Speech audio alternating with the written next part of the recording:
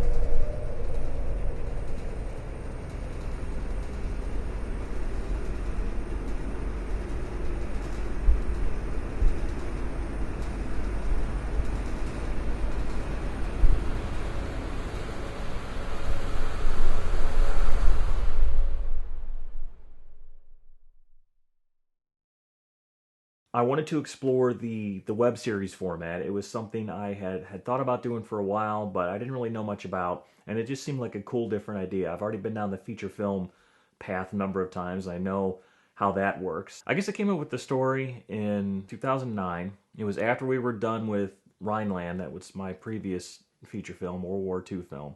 We got a new cinematographer on board for this project, someone I hadn't worked with before, and he and the editor at the time were both more interested in pursuing this project as a feature film as opposed to a web series. It was rewritten. Myself and another co-writer, we redid the story. I don't know how many drafts it took to get it into some sort of coherent form, you know, the final form that we ended up with. You had this web series you were working on about zombies, post-apocalyptic zombie world, and I was like, well, all right, sure. I mean, I haven't done a web series before, so yeah, so I signed on. And then, like a year or so later, eventually I found out I was not going to be in a web series, but it was going to be a feature, which was going to be much easier anyways, I think I was assured at the time. I had done a couple of 48-hour film festivals with Chris in the past, and he sort of called me up and said, hey, you want to do this? We're meeting to go over the script. And I showed up, and then all of a sudden I was, like, committed to doing the movie. So it wasn't like a real, hey, you want to do the movie? It was just like, so come on down and you're in the movie now. But it worked. It was a lot of fun. Well, being a producer on Sound of Nothing was a very good experience for me. I got to learn more than just the acting aspect of the film. I got to learn the behind-the-scenes stuff, how the crew sets things up, and working with them. Actually, I was part of the crew too. You know, when you have a limited amount of money, you wear a lot of hats when you're a producer on an indie film. You know, actor, director, grip, lighting, bounce guy. I was holding a bounce board for Robert in one of the scenes, and I said, oh, God damn, I can't believe I'm holding a bounce board for another actor. But you do what you got to do in independent film. A friend of mine, Brock Roberts, we've worked together before on some commercial work and things like this, and he called me one day and said, hey, there's a part.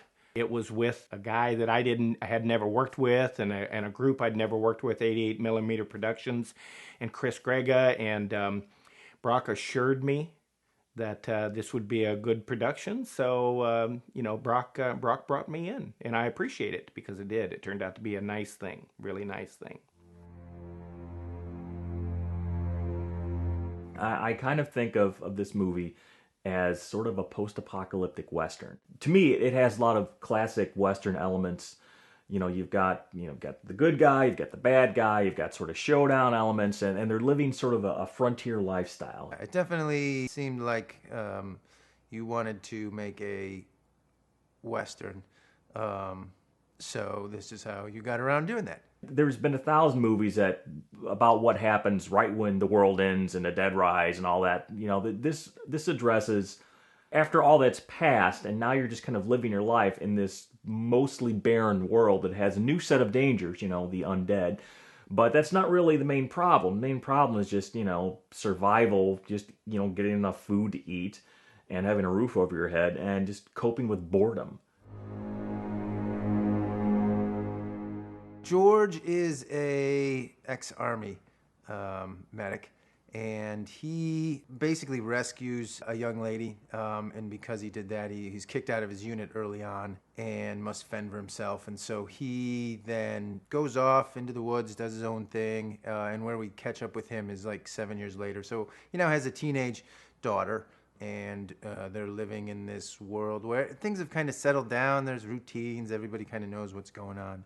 It's still tough, like, the pioneer days, but yeah, he's a stoic. It's his job to worry about stuff, so he does that a lot. Lily was somewhat of she wasn't exactly the most moral person. I mean, she tried to do the right thing, but she was definitely in bed with some pretty nasty people to survive the apocalypse. And then she comes across George and his daughter, and she's not exactly the most honest person ever. But eventually she learns to trust, she bonds with Megan, and becomes sort of a redeemed person.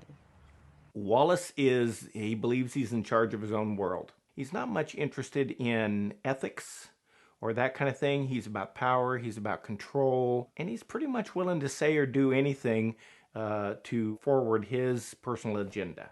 He's a great, fun part to play.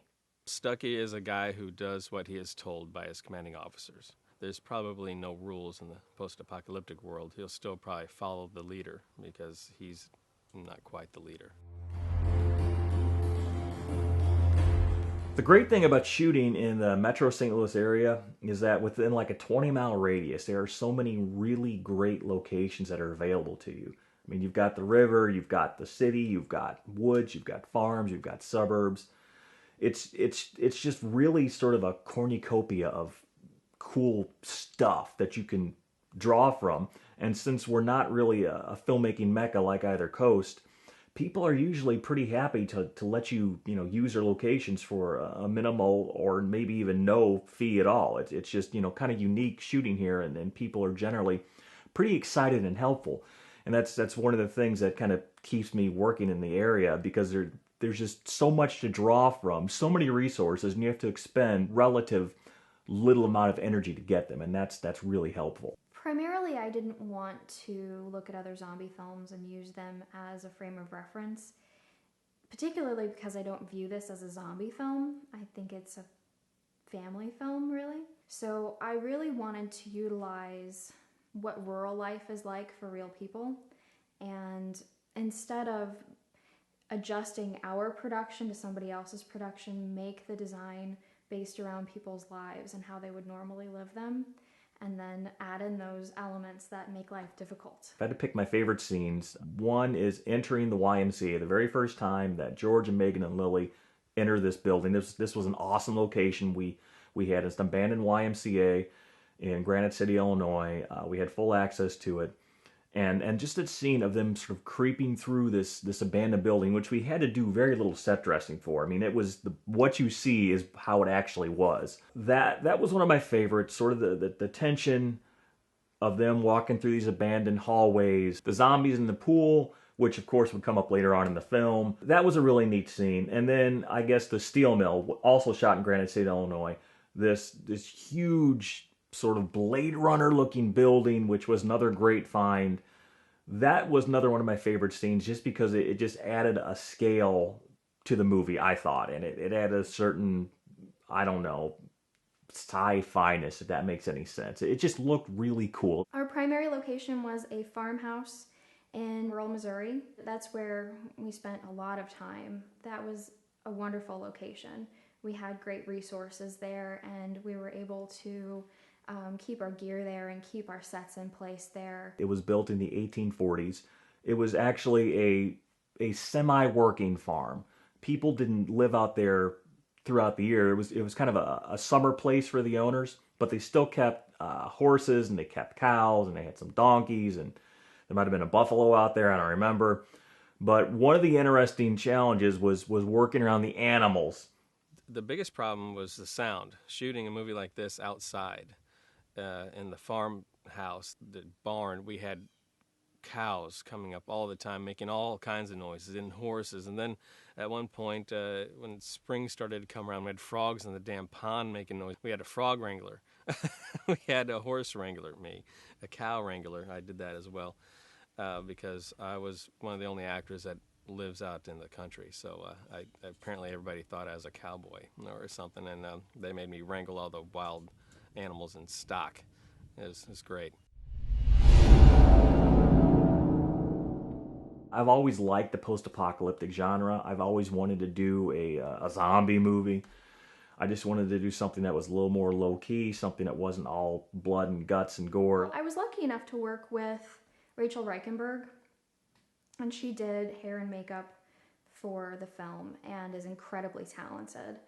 So my role in assisting with the creation of zombies was primarily wardrobe, and it was a lot of Goodwill trips and cheese graters and Dremel tools and dye, fabric dye, Vaseline and cinnamon. We come up with some interesting creative means of productioning up wardrobe for zombies. Where our zombies were had an impact on things too. We had a lot of zombies at the YMCA, and it was a very damp, clammy environment. So that's where a lot of the green came in. It was kind of like a mold. You know, these people or these corpses are walking around in the environment, and that has an effect on how they decay, I suppose. The very last shot of the film, pretty close to the end of the film, the very last shot that we took was my character, Stucky, meeting his demise in a pool filled with zombies. And two of those zombies were my kids. The last shot of principal photography was me meeting my demise with my kids, ripping my guts out, and my kids thought that was awesome. That was great. Every single independent film I've worked on has been a challenge with its own set of difficulties, its own set of obstacles that must be overcome, and Sound of Nothing was no exception. I'd have to say, out of everything I've done, I probably learned the most, though, from working on Sound of Nothing. You know, but everybody was really good. I was one of the only people, well, Brock had kids, but, you know, my son was young, and everybody was really supportive of trying to get me out of there on time, which I was really concerned with, and, like, stressed me out to an extent. Like, you know, when I had to get him to this testing thing the next day early and he had to be well rested, everybody was like, okay, we're gonna have somebody else be your hands. I'm like, I love you, thank you. I think Liz did that. And I guess I made some really good friends on set, so people I still hang out with. Luckily, we had a great core group of people helping out every single day. With all of us working together, it was such an easy project to work on, even though the hours were intense, and there's a lot of hours away from home, and then just a lot of work.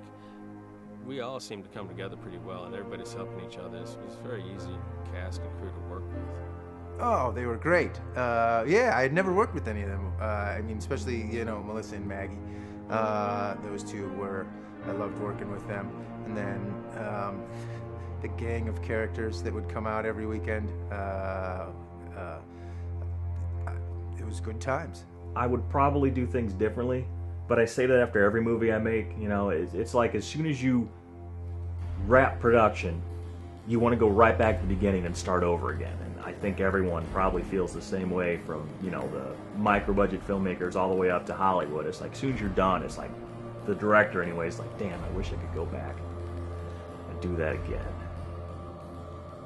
But you can't. All you can do is move on to the next one.